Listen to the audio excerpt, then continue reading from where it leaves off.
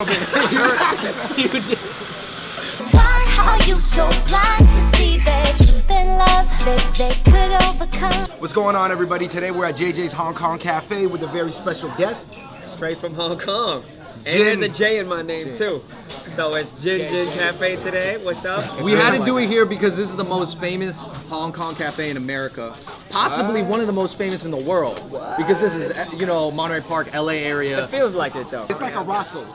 It's a good analogy. It's a staple of the community. Yo, True. salute to the Roscoe's of the Asian community though. Thank you so much for being here. I know you got a super you for busy having me. schedule. You got the Thank you album for having dropping. me. Yeah. But we wanted to get into some questions that we didn't get into last time. Is it noteworthy that before the show last time you said this is an exclusive for Fung Bros Television, right? I did. But then you And said, then go ahead, but you you first. said, but you know, I got some stuff for Sway though. Yeah, and then I went to Sway. I gave him some of it, but I think what I held back on Sway, I think we're gonna have to unleash right here. But as far as the Asian stuff goes, we about to get Oh, real we're deep all in day, it. all day. Were you surprised when they even wanted to have you back on? Like all these outlets still like mess with you. We were talking about the Sway joint, but whether it be the Sway, you know, kind of having the song pop up on This Is 50 just the other day, and when I saw it, yo, I literally like all watery eyes. This is a Barbara Walters moment. I've been actually fiending to have something pop up on Rap Radar for weeks and months and months, and it was just such a humbling thing. Because you did get press coverage for Learn Chinese, Yeah. a single.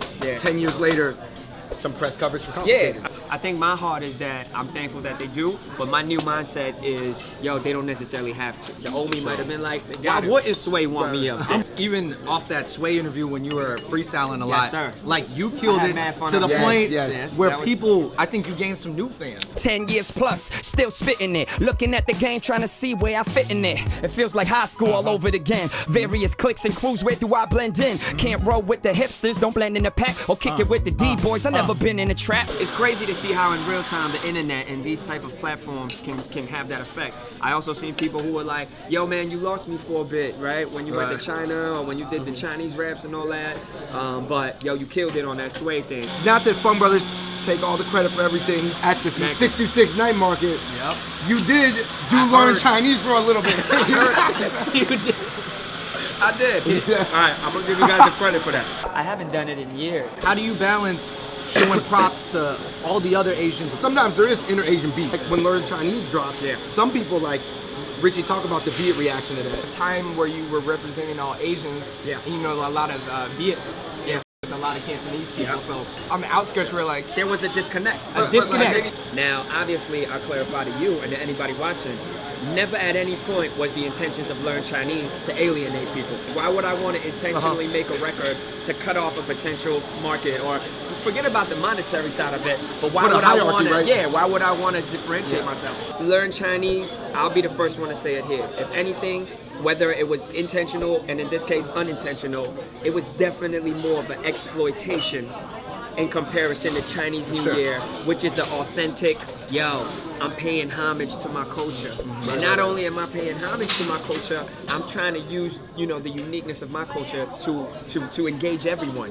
I say, Chinese or not, this is for whoever will listen. Listen, we are more similar than different. So when I say we, I'm talking to everybody, not just within the Asian culture, you know, just humanity. We're actually more similar than we are different. So whereas that's the heart of Chinese New Year, this unification mindset, I totally can see Learn Chinese having an opposite effect. It wasn't the most authentic as in terms of like the heart of it. You know what I mean? Like even if you look at visually, I look back now and that's why I cringe. Like I said when I talk about the song, I'm in the video sliding on the floor, and I understand. You got the iPads. I got the iPads. I'm playing like a villain. Yo, and the girls are like, ding dong, ding dong, ding dong, ding dong, ding dong. Never Again. talked about this either, too, by the way. So this is the first time Fung Brothers exclusive.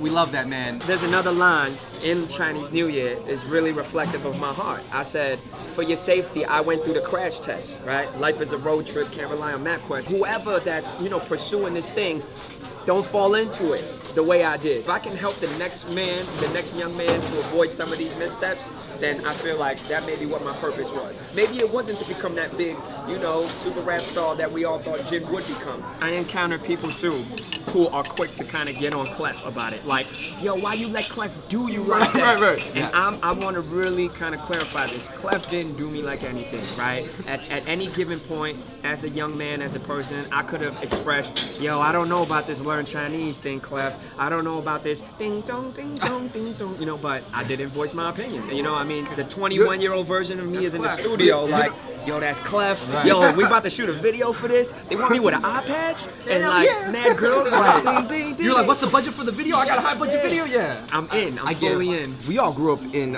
Asian churches, right? And our high schools were more urban. So I remember going to school with people who went to the NBA and NFL, ended up in the streets. And then on Sunday, I would go to church and kids ended up becoming computer programmers. Yeah. They ended up just working Church leaders. Chinatown kids. Yeah. Church leaders, like super like MIT, Harvard type cats. So to see that switch, and I know that you've seen similar things. I mean, even like week to week, like doing a vlog TV sway thing, and then going back to Hong Kong and still fulfilling some obligations. Finally, for the first time ever, I think, kind of just a piece with my own identity.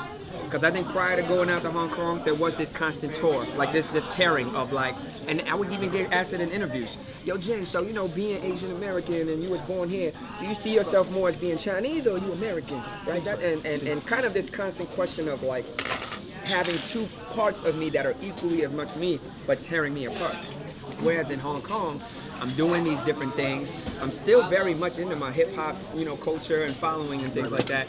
And allowing me to see that, why do I really need to decisively make a decision? That duality. It is a duality. Is incredibly rare though to span that spectrum. Because not only are you have an American side and a Chinese side, but that American side is an ultra niche subculture within America that's difficult for Chinese kids to touch. ABCs, they're not like us. A lot of them are not. It's not like Eddie. It's not like Jeremy. I would say even Jeremy, at least his public persona, is more on the Chinese side. He's also going through a personal journey where, yo, he had to do a lot of personal development in the public eye.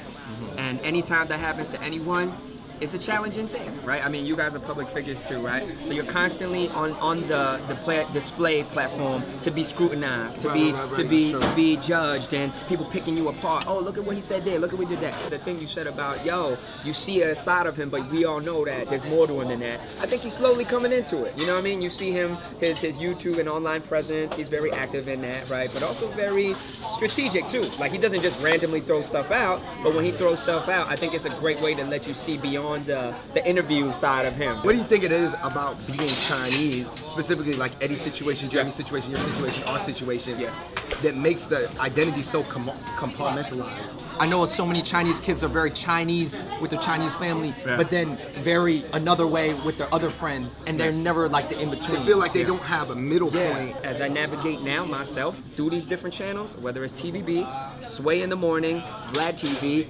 This Is 50, I try to just go into it, yes, acknowledging, embracing my culture, but I think beyond that, this is the biggest difference between current gen and old gen, is really focusing on one thing, and that is just being authentic in every degree, whether it be artistry, whether it be just as a person, because I feel that always transcends everything. It didn't seem like, I don't know if you did or did not have any desire to ever do the Empire label type thing. I was never against it.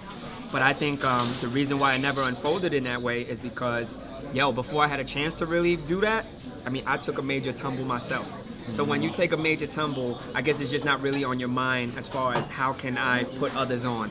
Because I'm scrambling just to keep myself above the water, right? So I work with a great company, right? I mean, a great company we just launched last year. My vision is to be able to kind of, open doors for others. But I think it all had to happen in the way it did until now, because back then it probably would have been for the wrong purposes as well. Did you ever want to learn Mandarin? And how much has it affected your career? Because obviously you go to Northern China, they know who you are. There was this ongoing thing that people would always say, yo, Jin, forget an album. If you drop one song in Mandarin, you could take over this whole thing. One, because language-wise, you'd be able to connect. And two, your resume is the thing that will propel you beyond all these other guys. What you would bring to the table is something that none of them can bring, or won't be able to bring, which is that, yo, you're the guy that literally was in America in the mix. So here's the challenge with the Mandarin rap. I can't even have a simple conversation with you. So forget about writing a 16 in it, right? But you could studio. People magic, are like, yeah, studio magic. People would be like, you don't even have to write a JIN. Just get one of your Mandarin rap songwriters. Just write it in friends to pinyin, write it, show yeah. you the And tone all to you do gotta it. do is lay it, master it, and perform it. And I was like, no, I can't. If I were to do that, at the end of the day, it has more potential to backfire on me than to work for my benefit. Because the people that I'm ultimately trying to present it to, they gonna know. They gonna be like, look at Jin all of a sudden dropping a song in Mandarin. He can't even speak it. So this can't be him. Because we are Asian rappers, or because what you mean is that, but you're the first one. We almost are more community figures than we are just pure artists. I think in the ideal world, yo, we get past the Asian rapper thing. Eventually, yeah. Eventually. And I know it's all in time.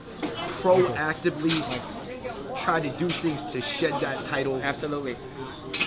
If going so far as to go, you know what? If you just like me because I'm Asian, don't come to my show. That's great. Now, That's extreme. that is extreme.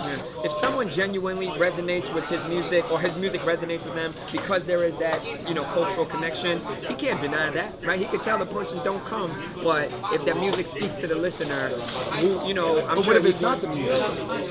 You know what I'm saying? Because for a lot of Asians, and I say the same thing is Yeah. true for YouTubers, Yeah. it is just a visual thing. It's even just visually. Yeah. They just want to see a cool Asian guy or guy a cool doing what- Asian yeah, girl. yeah, yeah. It's as simple as that. Everything we're talking about, it is a two-way street, right? You have the creators of it, then you have the people that are receiving it, which are the people watching it. You guys are making stuff that you're authentic to and passionate about, and that's really all you can control. My faith has become a big element of my identity. I mean, if you ask me, that's the biggest part. So before being an Asian rapper, before being a father, before being a husband, before being anything, my identity, I tell you right now as a person, is rooted in my faith, right? And how God sees me, not how anybody else sees me. Using 1459 as a great reference, I went into this album prayerful about one thing in particular. Let me just make an honest, authentic. I know I keep going back to that authentic word. I just feel because for so many years I lacked that, right? Authenticity. Whereas it was just my own ego or my own perception of what it should be, when really all I had to do was just follow my heart, right? In that sense. So with 1459, my prayer was, let me not worry at all about if it's too Christian or if it's not Christian enough. With whatever topic it's about, whether it be about, being a father now, whether it be about hope, despair, death, life, let me just really express whatever you put on my heart to express. Your music is almost like such a reflection of where you are at that time. You know how I talk about 1459 is the first authentic album that I feel? In some way, it's not to say that the rest is history isn't authentic. I mean, the rest is history is a perfect reflection of where I was at that time, which was like, you have songs like Same Cry, where I'm talking about, being, Asian and talking about the Tiananmen Square and my people, and that stuff was on my heart. But even looking at a song like that, it was more shallow than anything. Like, did I really feel conviction about what I was rhyming and writing about? Probably not. If anything, like other songs, like, songs like the Learn Chinese and Senorita and things like that, those are super reflective of just, man, I was just enjoying it and having a good time. And to be honest, the artistry of it wasn't really the focus. Then you move on after that to like the propaganda, where I'm straight anti-industry. You move on to after that, the album that I put out, and I only sold it on MySpace, I Promise. And then just throughout the years too, whether it be the Obama rally song, right? Open letter to Obama, the tsunami song for the Hot 97 response, the Rosie O'Donnell response, all these different things, totally reflective of just where my head was at, And here we are now. Whether it be the more faith-based stuff from recent years, whether it be the Cantonese albums that I released while I was in Hong Kong, each project, like you said, is a snapshot of that chapter. You're like a freestyle person. I guess you're saying that the way you went about it, it's not surprising that you are a freestyle. My life the was whole a battle. thing was a rap battle. For the longest time, I was looking at your career. I was like, I cannot understand why Jin's brain is here and then Jin's brain is here. From what I've gathered, just today, it actually just all clicked. I was like, yo, Jin was just doing the zig. He was running the zigzag, as opposed to most people just theoretically run it in their mind and then they go in a straight line. Yeah, a lot of it was just reacting and responding in real time. And that's what freestyle battling is, right? So as we said, in one sense, that's what my career and life has kind of been like. Yo, this didn't work out, I'm gonna do this. This don't work out, I'm gonna do this. I've been freestyling my career, man. Jin has been freestyling his career, but you know what? Luckily, you're a dope freestyler. See, can I say that? That's why it worked out. But here we are now, and yo, just excited for what's to come. You know what I mean? Thank you guys. Thank you so much for watching. We're with MC Jin. And Thank you guys. Thank you so much for sitting down with us. Nah, no And doubt. JJ's Hong Kong Cafe. You know, The one of the most most delicious. well-known cafes in the world in Monterey Park. Absolutely. You're in the 626. You know, we do a lot of 626 stuff. Yeah. Both people of the community. So thank you so much for sharing all those stories. sure. And I love that we got to ask you so many questions. You're so down to answer all of them. Indeed, man. And Thank this, you guys for I think having this me. is amazing for a lot of the people out there. Yeah. That the Fung brothers get to sit down with Jin again. Yo, So all love, man. All the best to what you guys doing. Thanks for having that one Viet guy in the mix. Just to show that we're about unity here. Yo, man. Shout out to everybody watching. Leave comments in the section below. Till next time, we out. Peace.